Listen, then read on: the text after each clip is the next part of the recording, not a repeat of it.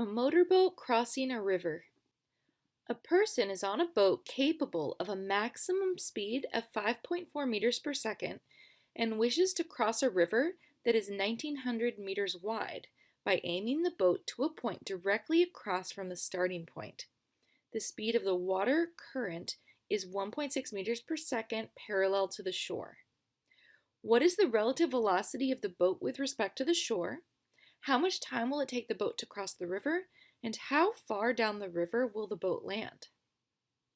First, let's make a sketch with the boat aimed directly across the river. The boat has a speed of 5.4 meters per second through the water, but this is not its speed over the ground due to the current.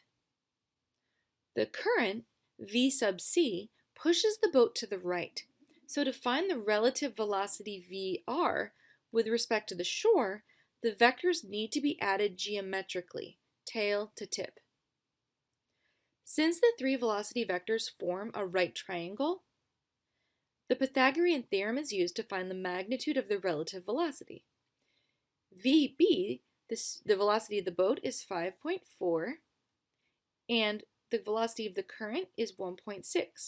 So 5.4 squared plus 1.6 squared equals c squared, Vr squared. So we take the square root and we get that the hypotenuse of the triangle is 5.6 meters per second. The angle theta at which the boat deflects from the line connecting the starting and end points of the journey is found by trigonometry. Since we know the components, we know the legs of the right triangle, and we want to know this angle here, we can use inverse tan.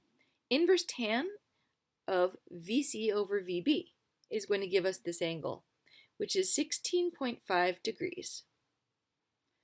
The width, W, of the river is covered by the boat's velocity across the river, VB. The current velocity, VC, is perpendicular to the width and doesn't affect the time it takes for the boat to cross the river. So distance equals speed times time. W equals the velocity of the boat times time. Therefore, solve this for time, and we get the width of the river, 1900 meters, divided by the speed of the boat, 5.4 meters per second, which is 352 seconds.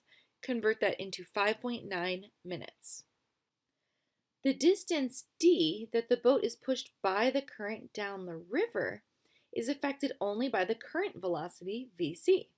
So d is going to be like this way, right? This is the distance we're looking for. Use the time found in part B that it takes the boat to cross the river to the other side. That's the same amount of time it'll take to reach over here, further down the river. So distance equals speed times time. We have the distance equals the velocity times time.